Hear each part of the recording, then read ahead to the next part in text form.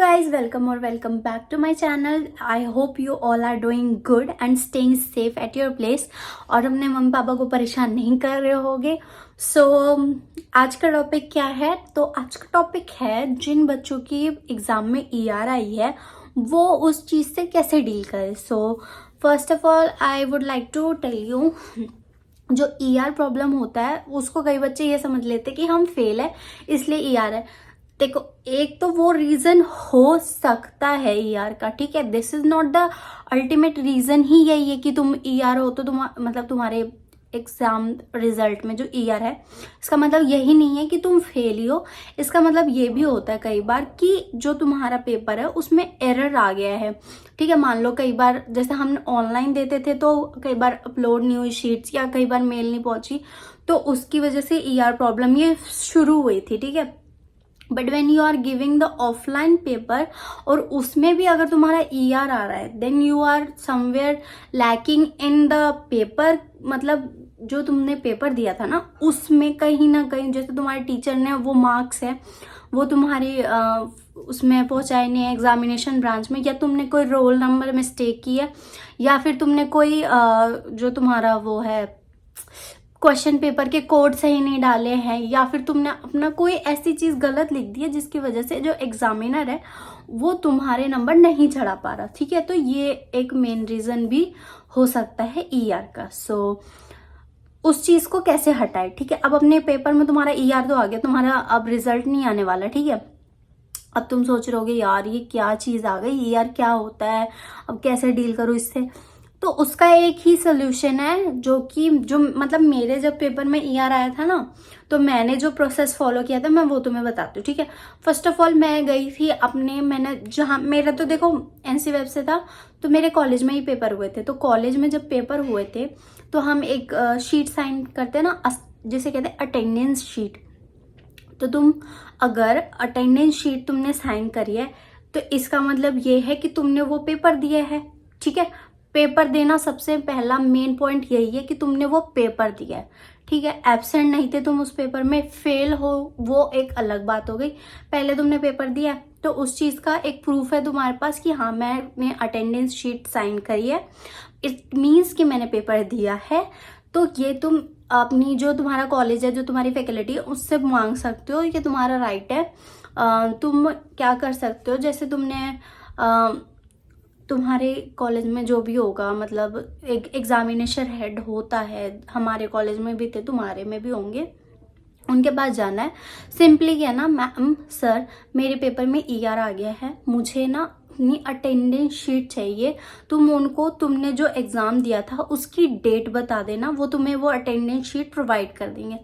फिर उसमें ना उनके स्टैंप लगवा लेना, कॉलेज की स्टैंप लगवा लेना, प्लस अगर वो साइन वगैरह अगर होगा तो वो करा लेना. फिर वो अटेंडेंस शीट लेके तुम चले जाना तुम्हारा एग्जामिनेशन ब्रांच, ठीक है. वहां पर तुम्हें क्या क्या लेके जाना, फर्स्ट ऑफ ऑल तो जो अटेंडेंस शीट लेके गए वो, सेकंड चीज जो तुम्हारा पेपर में ER आया है उसका रिजल्ट आया होगा ना जिसमें शो हो रहा है कि हाँ इस पर्टिकुलर सब्जेक्ट में तुम्हारा ER है, उसका फोटोकॉपी, ठीक है. और उसके बाद थर्ड चीज जो होगी तुम्हारी वो होगा कि तुम्हारा admit card, most important admit card. ये 3 चीजें लेके तुम वहां चले जाना एग्जामिनेशन ब्रांच, ठीक है. फिर वहां पे जाके एक और चीज, हाँ फोर्थ चीज ये भी ले जाना, तुम एक वो लिखना एप्लीकेशन एग्जामिनेशन ब्रांच को, टू द एग्जामिनेशन ब्रांच. फिर सब्जेक्ट लिख देना ER इन द पेपर. फिर उसके नीचे तुम अपना सारा मैटर लिख देना कि ऐसे ऐसे मैंने पेपर दिया था, मेरे पास प्रूफ है, मैंने सब कुछ मेंशन कर दिया है इस पेपर में, जो मैंने एप्लीकेशन लिखी है उसमें बता देना कि मैंने कैसे कैसे पेपर वगैरह दिया था, ये मेरा रोल नंबर है, इस तारीख को मैंने पेपर दिया था, इस सब्जेक्ट का दिया था और मुझे लगता है कि मैंने पेपर पास किया है. But if it is ER then what is the reason behind it. क्योंकि अगर ER है तो इसका मतलब क्या हो सकता है यार, फेल तो मतलब वही होता है ना कि तुम्हारे मार्क्स कम है, और एब्सेंट का मतलब तूने पेपर नहीं दिया, तो ER का मतलब क्या है. तो उस चीज को पूछने के लिए तुम्हें वो एप्लीकेशन लिखना पड़ेगा, ठीक है.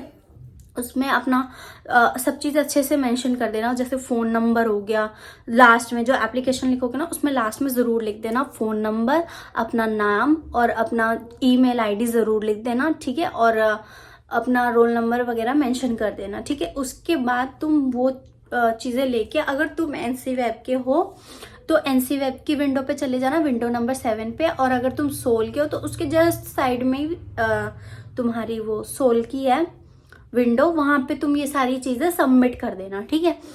फिर वेट करना तुम, मोस्टली वो तुम्हें 15 दिन का बोलेंगे कि वेट करो वेट करो वेट करो।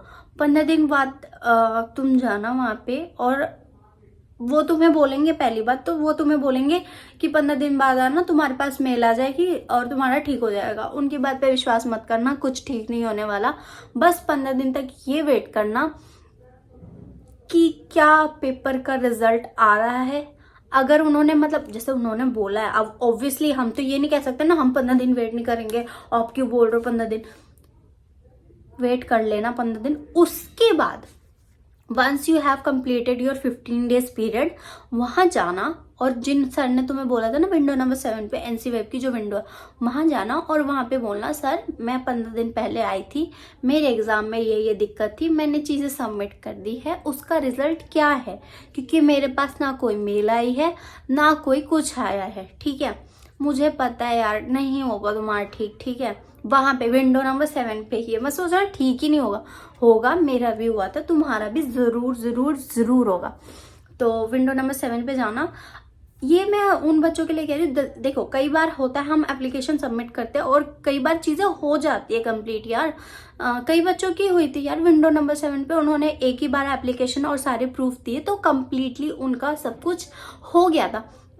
बट मेरे साथ क्या था कि मैंने सारी चीजें तो सबमिट करी थी, बट पता नहीं किन्हीं किन्हीं रीजनों की वजह से मेरा नहीं हुआ था। मेरे को मतलब तुम ले लो अप्रोक्सीमेटली 2 मंथ्स तक मुझे ना वहाँ के चक्कर लगाने पड़े थे अपने ईआर दिक्कत को दूर कराने के लिए, जो कि था मेरा एनवायरमेंटल साइंस में, ठीक है।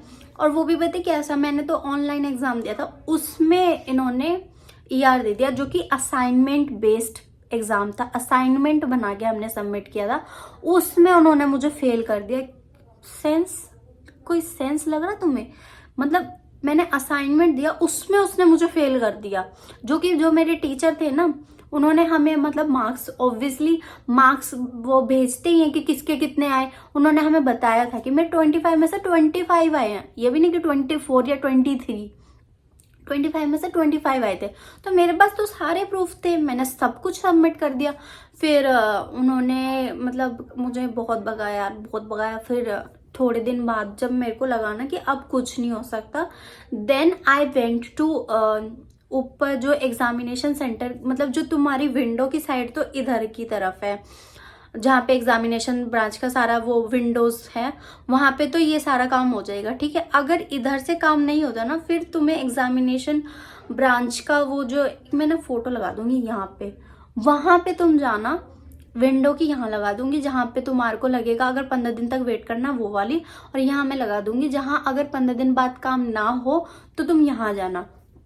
तो यहाँ पे क्या था, मैंने पहले नीचे ही विंडो नंबर 7 पे बोला कि सर ऐसे ऐसे मैंने एग्जाम दिया था, मैं 2 महीने से चक्कर काट रही हूँ, मेरा क्या है कैसे है बताओ, क्योंकि मेरे अब एग्जाम आने वाले हैं और अगर मैंने इस एग्जाम में इसको जब सब्जेक्ट चूज करते नहीं करा तो फिर वो दिक्कत, और अगर मैंने चूज कर लिया तो फिर वो दिक्कत। तो फिर अब मुझे बताओ क्या करना है, ये वो ये वो ये वो। तो फिर उन्होंने मुझे ना टोकन एक देंगे वो तुम्हें, ठीक है। फिर ऊपर जाना उस बिल्डिंग में, और उस बिल्डिंग में ना तुम्हें वो बता देंगे किन सर से मिलना है, उन सर से मिलके उन्हें सारी प्रॉब्लम्स बताना और बोलना मुझे मेरा पेपर चेक करना है, मुझे मेरे मार्क्स जानने हैं कि मेरे मतलब मैं कहाँ पे लैक कर रही हूँ, किस चीज़ की वजह से मुझे फेल कर दिया गया, ठीक है। तो ये तुम उनसे पूछोगे ना, then they will suggest you the way to कैसे तुम उस ईआर प्रॉब्लम को दूर कर सकते हो, ठीक है। यही प्रोसेस था जो मैंने फॉलो किया। 2 महीने बाद कहीं जाके मेरा रिजल्ट आ गया था, सारे प्रूफ वगैरह सबमिट करने के बाद मेरा, अब तुम्हें मैं ये भी बता देती चलो, मेरे प्रॉब्लम, मेरी जो ईआर किस वजह से आई थी, मेरी ईआर इस वजह से आई थी, जो मेरे टीचर थे उन्होंने मेरे जो मार्क्स है ना वो एग्जामिनेशन सेंटर में सबमिट ही नहीं किए। ठीक है यार, ऐसा हो नहीं सकता वैसे कि उन्होंने सबमिट नहीं किए। अब अगर वो 102 बच्चे या 150 बच्चे जो भी है, 150 बच्चों में से सिर्फ मेरा ही सबमिट नहीं किया, उनको कोई दुश्मनी थी मेरे से? मेरे से कोई दुश्मनी अलग सी थी क्या जो उन्होंने मेरा सबमिट नहीं? Okay guys, thank you for watching my video, like and subscribe to my channel. और अगर कोई भी दिक्कत आती, you can ask me your problems any time in the comment section. मैं तुम्हारे क्वेश्चंस का हर बार आंसर करूंगी, मैंने हर बार आंसर किया भी है, बहुत से बच्चे ये जानते हैं। And I pray from God कि तुम्हारे पेपर में जो ईआर की दिक्कत है वो ठीक हो जाएगी।